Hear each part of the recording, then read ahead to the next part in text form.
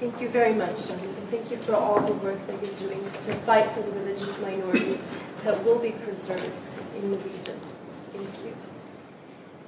My name is Jacqueline, and I have had the honor and great privilege to go to Iraq 4 times after ISIS declared the so-called Islamic State. I met with the survivors who were brave and resilient. I sat with the Peshmerga army on the front lines, where I personally was 200 meters away from ISIS.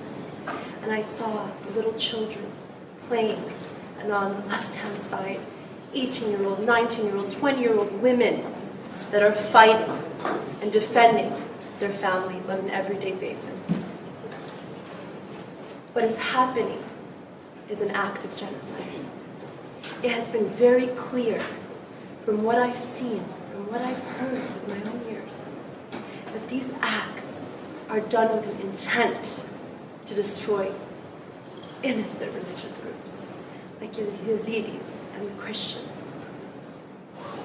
Today you're going to watch a video. It's of one of those resilient survivors. We met with many of the girls that were kidnapped, raped, tortured, even disfigured by ISIS. One of those girls, her name is Jacqueline. She's now like my young sister. She was 15 years old when she was taken by ISIS. And at the end of my talk today, you're going to see her speak to you.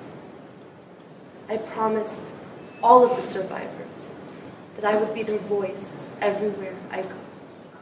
And today I want to share those stories with you.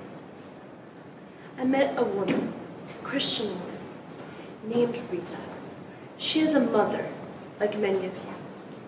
She was living in Mosul. One night she got a knock on the door. She opened the door and she found ISIS was there. Foreign fighters. And they said, "Leave now or pay the jizya." "Okay, give me a moment," she said. "Let me just go get my money. And my daughter, she's in the bathroom. Can you just give her a minute to get out of the shower and we'll leave right away. And we'll pay you the money and we'll leave." He said, "You don't even have 1 second." And they took a torch and they started from the bathroom where her daughter was showering. And they lit the bathroom on fire. And the girl had 4-degree burns. And her mother, I mean, imagine, we are mothers. We are sisters, we are daughters. Imagine seeing your loved one being burned, 4-degree burns. What would you do? What would you do? She took her daughter in her arms. She took her daughter. And she ran her to the hospital. And before the girl died, she looked at her mother and she said, "Forgive them. Forgive them." She died. Looking at that mother,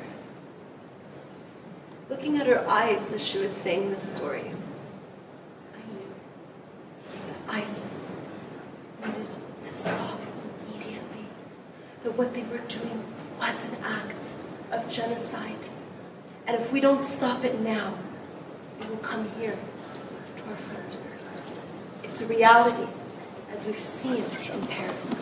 It's a reality, as we've seen in Beirut, just in the past few months. I want to be the voice of a little boy named Nouri. Nouri's a boy that was living in Sinjar town. And when ISIS came, they took his mother and father. And they took Nouri and they disfigured him. In fact, they handicapped him from the leg. They completely disfigured his leg. 11-year-old boy. Spent some time with him and I looked in his eyes and I said, "Nouri, you are valuable." And he would look at me and say, "Until I bring my parents back, I have no value." We have the responsibility to be the guardians of a boy like Nouri, to be the guardians in our actions, to be the protectors by claiming this is a genocide, and to act, to take on our responsibility, because it must stop now. We cannot wait till tomorrow. There's not enough time.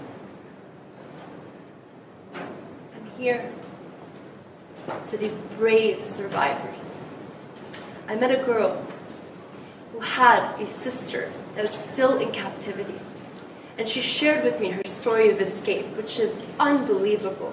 The courageous girl broke out of a window in one of the ISIS fighters' homes after being raped numerous times by numerous men, and she was only 14 years old. When I looked at her and I said, "What do you want to do now with your life?"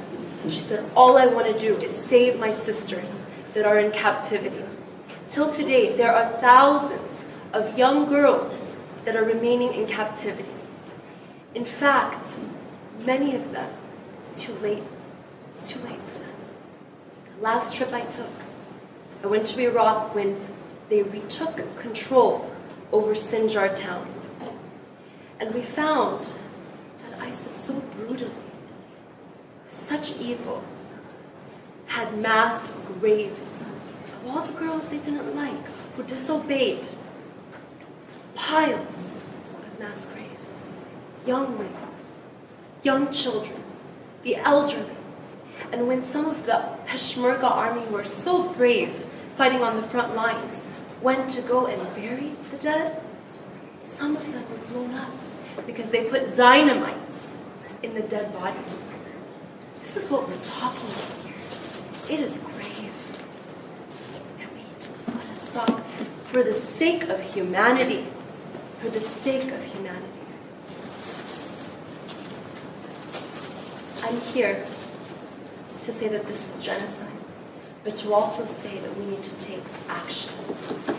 These resilient survivors want to remain in their region, and because of that, we need to know what's going on in the region.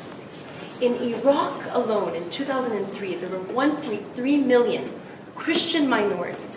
Today, there's approximately about 300,000, most of which are living in Kurdistan, in that region. What is the Iraqi Kurdistan region doing now? They are drafting a brand new constitution.